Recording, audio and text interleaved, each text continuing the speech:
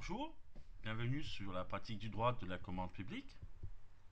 Nous allons évoquer aujourd'hui la compréhension des procédures de passation. Les principes fondamentaux à connaître en termes de procédure, et puis par la suite, les procédures de passation des marchés publics. Les fondamentaux à connaître en termes de procédure, tout contrat, dès lors qu'il rentre dans le cadre d'application du Code du marché public ou de l'ordonnance du 6 juin 2005, doit être conclu dans le strict respect des dispositions de ces textes. Un certain nombre de règles prévues par les réglementations ont vocation à s'appliquer à tous les marchés, quelle que soit la procédure de mise en œuvre par l'acheteur public pour les conclure. D'autres règles ne concernent que certains marchés en particulier, et ce lorsqu'ils sont conclus selon une procédure de passation spécifique. Parmi les règles qui s'appliquent à tous ces marchés, on compte les principes fondamentaux de la commande publique. Une entreprise qui souhaite travailler avec le secteur public doit impérativement connaître les tenants et aboutissants de ces règles qui garantissent aux candidats d'être mis en situation de se faire concurrence dans des conditions optimales, quel que soit le type de marché ou son montant. L'acheteur public doit en principe mettre en œuvre une procédure de passation plus ou moins formalisée et contraignante. S'il existe plusieurs procédures de passation d'un marché public, il est possible de constater que ces dernières comportent presque toujours les étapes que l'on retrouve avec plus ou moins de différence ou de spécificité. Dans chaque procédure, il est essentiel pour une entreprise qui concourt à l'attribution d'un marché public de comprendre le processus d'achat et en maîtriser les différentes étapes. Bonjour, bienvenue sur la pratique du droit de la commande publique. Aujourd'hui, nous allons évoquer les principes fondamentaux de la commande publique. Les marchés publics qui soient soumis aux dispositions du Code du marché public ou celles de l'ordonnance du 6 juin 2005 doivent être conclus dans le respect des règles générales que l'on appelle communément les principes fondamentaux de la commande publique. Ces principes, qui ont une valeur juridique d'ordre constitutionnel, sont au nombre de trois, à savoir la liberté d'accès à la commande publique, l'égalité de traitement des candidats, la transparence des procédures.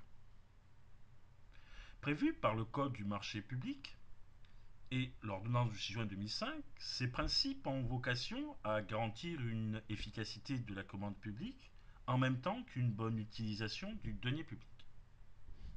En pratique, le respect des principes permet à l'acheteur public de ne porter aucune libre atteinte au libre jeu de la concurrence, mais aussi d'effectuer des achats rationnels, économes et performants. L'article 1er, alinéa 2 du Code du marché public, stipule que les marchés publics et les accords cadres soumis au présent Code respectent les principes de liberté d'accès à la commande publique, d'égalité de traitement des candidats et de transparence des procédures. Ces principes permettent d'assurer l'efficacité de la commande publique et la bonne utilisation du denier public. Ces obligations sont mises en œuvre conformément aux règles fixées par le présent Code. L'article 6 de l'ordonnance du 6 juin 2005 stipule que les marchés et les accords cadres soumis à la présente ordonnance respectent les principes de liberté d'accès à la commande publique, d'égalité de traitement des candidats et de transparence des procédures. Ces principes permettent d'assurer l'efficacité de la commande publique et la bonne utilisation du denier public.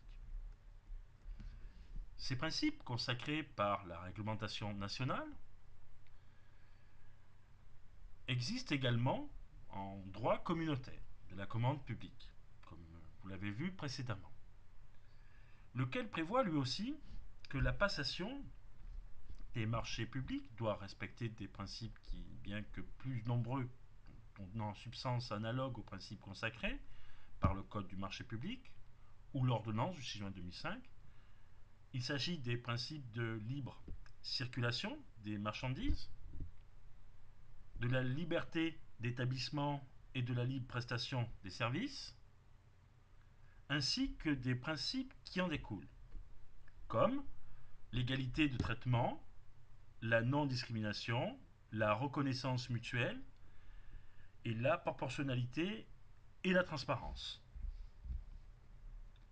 Considérant le numéro 2 de la directive 2004-18, la passation de marchés conclus dans les États membres pour le compte de l'État, des collectivités territoriales et d'autres organismes de droit public doit respecter